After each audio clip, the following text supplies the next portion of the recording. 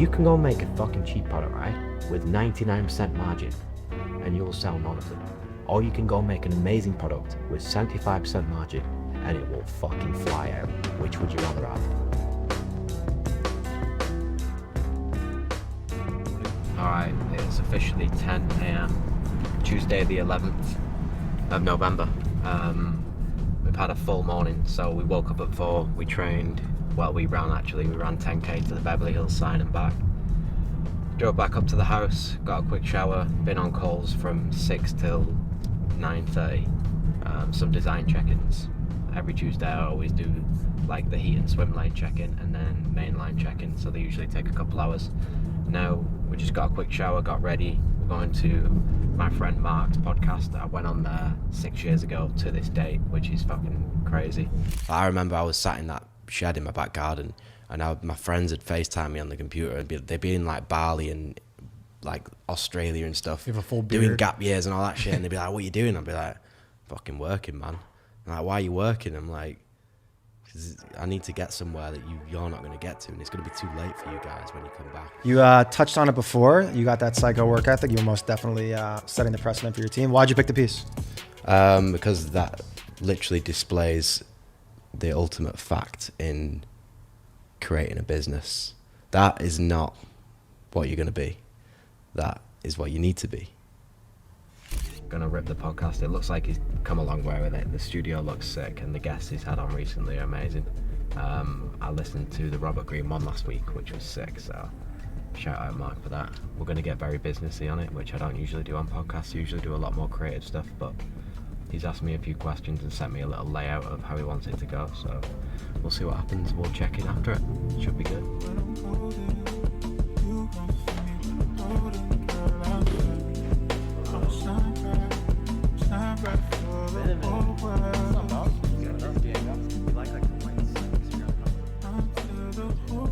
Yeah, I met George. I don't even know. I probably met him at like 17 or 18. We met through my brand Iconic. It's going on 10 years now. Big art company, ton of licenses, Jordan, Peanuts, Monopoly. Then I started Open Residency, which is going to be a holdco. We're starting with a podcast. Operators, marketers, content creators. I formerly had done a podcast with George, which is fucking crazy. We literally did it 6 years ago to the fucking day. He was in a different place, I was in a different place. Both in a better place now. And yeah, we are going to talk about a lot of things that he's not talked about. I think on the business side, we'll have an interesting conversation. For people that are listening, he sold a piece of the company, hasn't spoke much about it. The numbers, the deal, the team, we're going to talk about that. And then I know from like a personal brand perspective, he's one of the most lethal humans of all time, so we'll get super deep into that. And I'm excited for George to start a YouTube channel. This is gonna rip.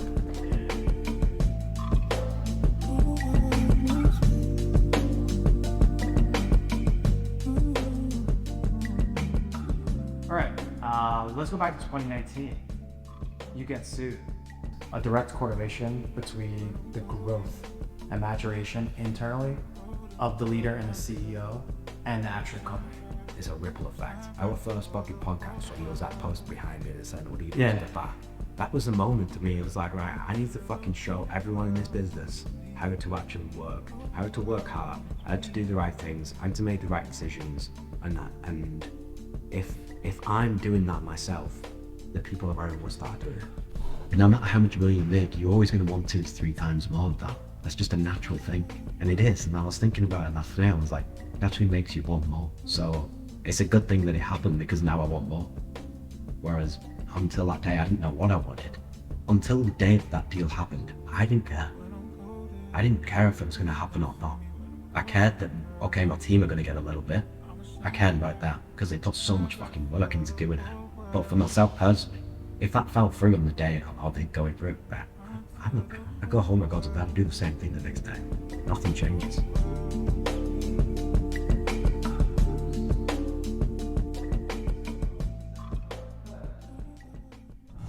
We just wrapped up the Open Residency podcast. I think these type of things are so much better when you know the person. Just makes it easier. There was no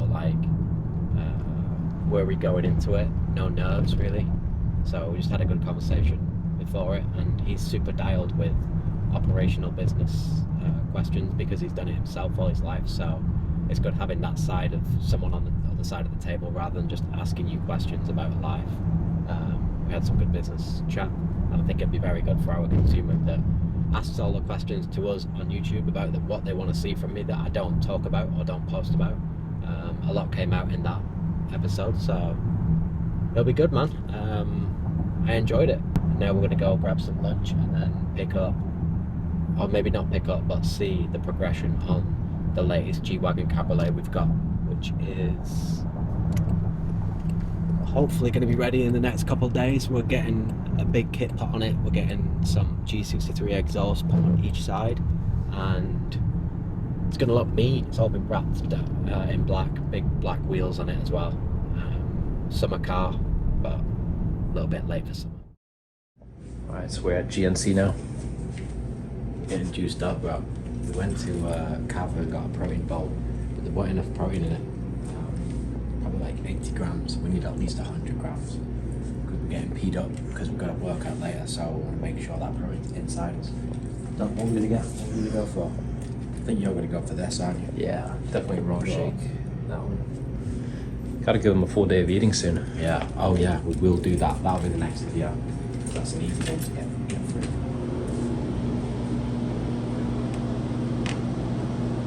Are you gonna go for that? Yeah, strawberries fire. You know what? I might do the same. I'm not usually a strawberry guy, but bucks it, bro. Okay. Because if you're not busy, bro, like this is probably the busiest time of the day and no one's here. You might as well just fucking get jacked up, take all the subs. If I was you, I'd take one of these every day. 100%. Absolutely massive behind the till. No one would know, right? No, man, a manager, I'll probably get show up. What do you got there? Animal creatine. Oh, it's the Animal brand. Do you remember that? Yeah, the yellow stack back in the day. Yep. You want a bag? Oh, good. Thanks, bro. Such a fire. Are you taking one? All right, ladies and gentlemen, I know you've all been watching the videos waiting for this moment. It's finally fucking come. We're gonna give it away.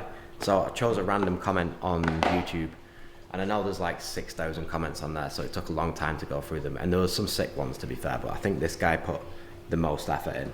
We can't find you on Instagram, we can't find you on Twitter, but your YouTube title is Connor Murphy 5712.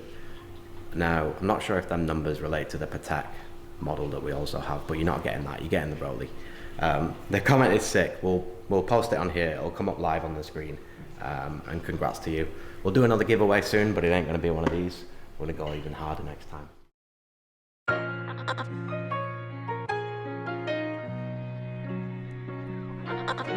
Hi, bro. Good to see you. How are you? Good, mate. I'm working on dying. Penny X. Now this shit got big, the ever. I just hopped the jet, this shit go straight to ever. The MSRPs for coupes are between 300 to 400, and 400 to 500 are the GTSs, the Spiders. This one, the top goes on. So you have your hybrid mode, electric mode.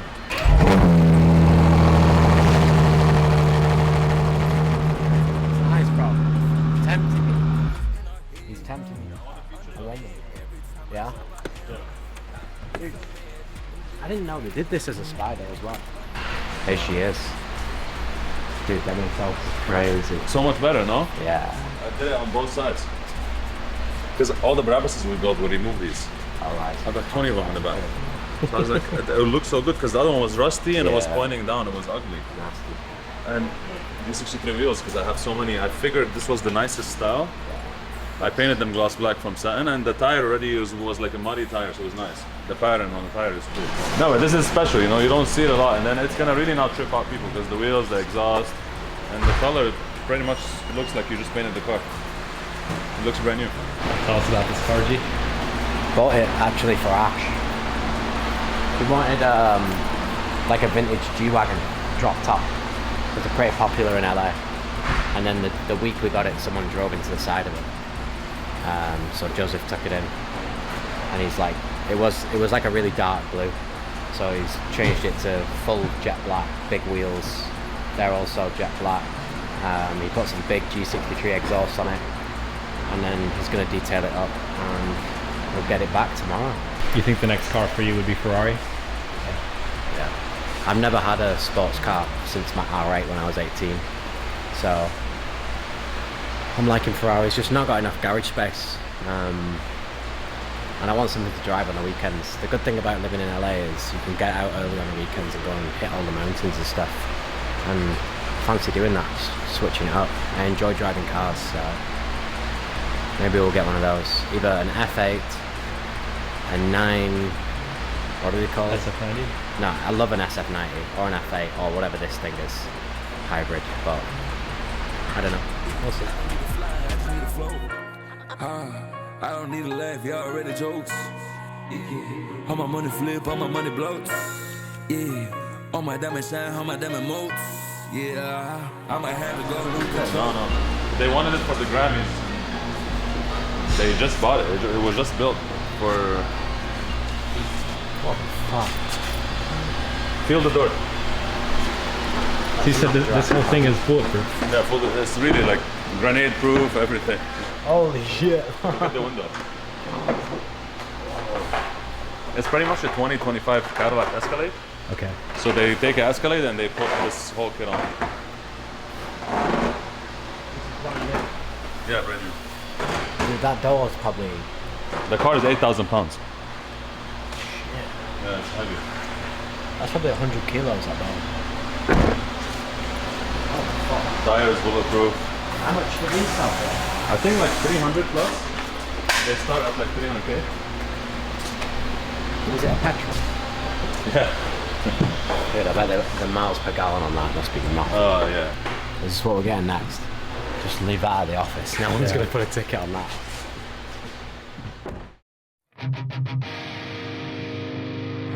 We're at the yard. We've got a session going down. Full bodybuilding. We're doing bench, pull-ups. Pretty simple bodybuilding workout today. Nothing crazy. We're all pretty fucked. We've done a lot of running over the past few days, few weeks, and a lot of leg workouts. We did legs yesterday in here, and the 10k earlier this morning. So legs are a bit fried.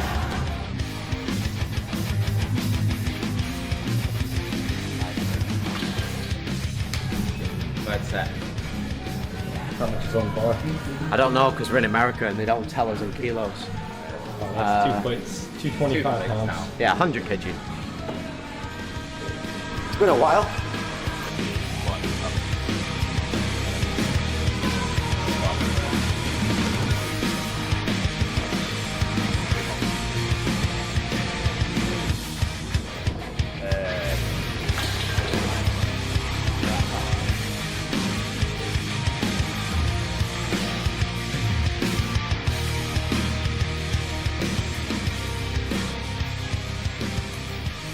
Training style evolved over the years?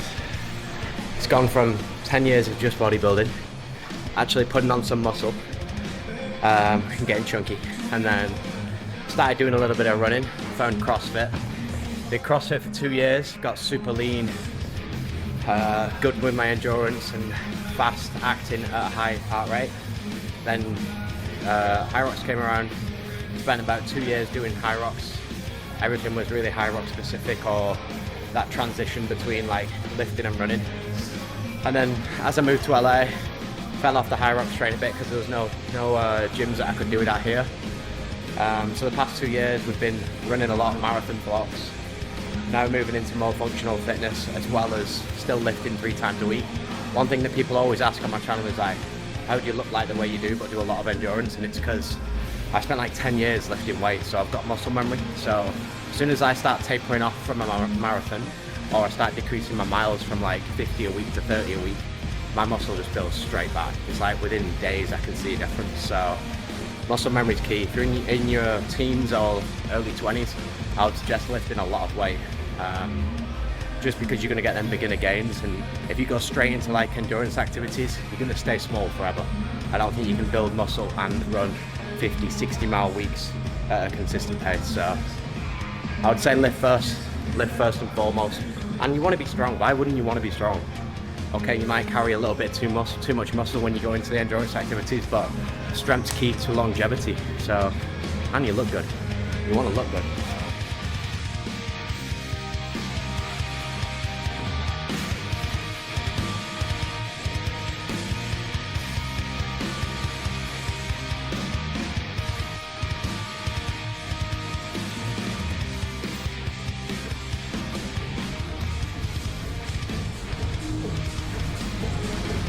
Love this exercise. I don't actually know what it's called, but it stretches your lats out.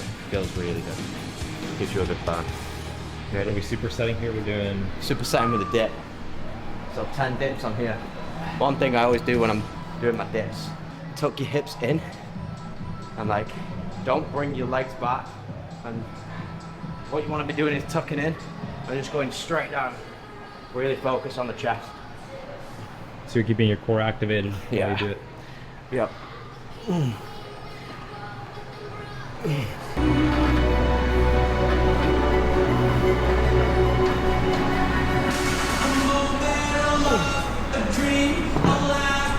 Instead of going straight into arms, we're gonna go do some delts, do some side raises. One thing Chris Williamson taught me actually when we trained together, instead of just standing doing delts and it like pumping up all your traps and back, get on a incline bench. I'll show you. Lay back on the bench and just bring them up parallel with your shoulders. It really targets the sides and the fronts of the delts. Doesn't affect the traps. Unless you want big traps.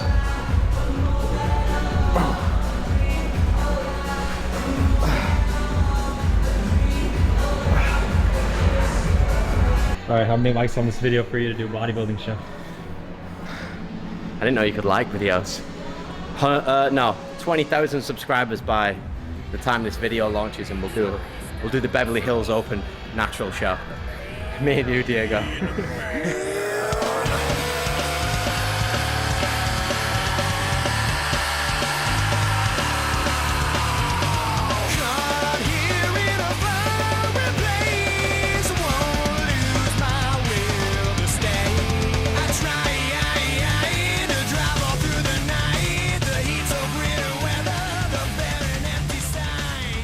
I know there's about 60,000 people that are on the 247 app, but if you don't know about it or you're new to the channel, we have a full training app.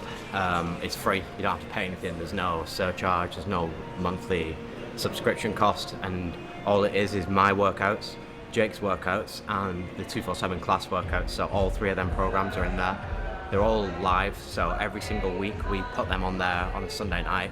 It uploads it for the Monday after, so you get the full week of what we're doing. Mine's usually split between running, high rocks, bodybuilding. Jake's is more high rocks focused and marathon focused. And then the 247 gym, there's like strength and endurance focused workouts that are mixed into each workout Monday to Friday. So there's a good variety there, and some obviously programming by one of the best high rocks / endurance / hybrid athletes, whatever you want to call Jake, in the world. Or you can just follow my program. It's all free, and we just do it because we know what it does for ourselves and we know what it does for our team, so we might as well give it to everyone else as well.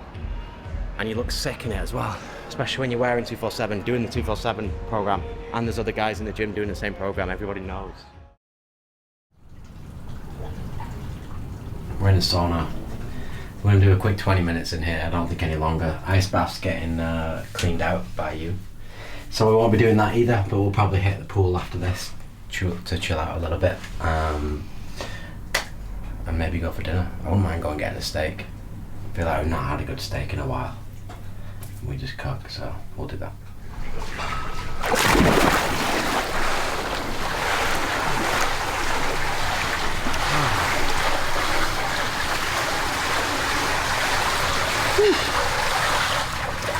Here he comes.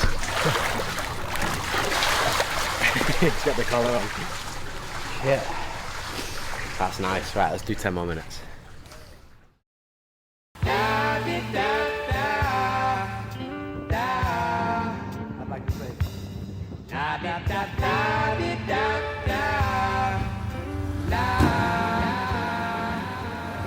This is a fucking water menu. Or water, whatever you want to call it. What do you say? Water. Water. This is a water menu. So basically,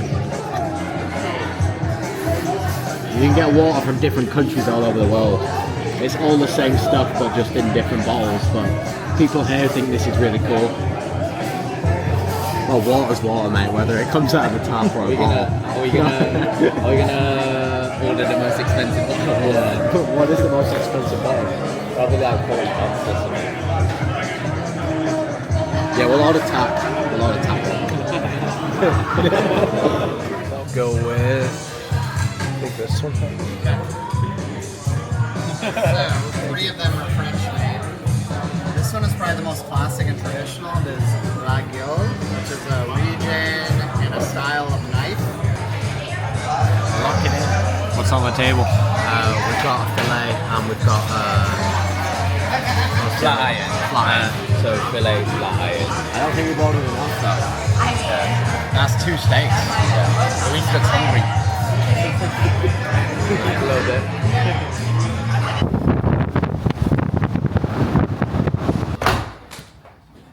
Boys are back. Long day complete.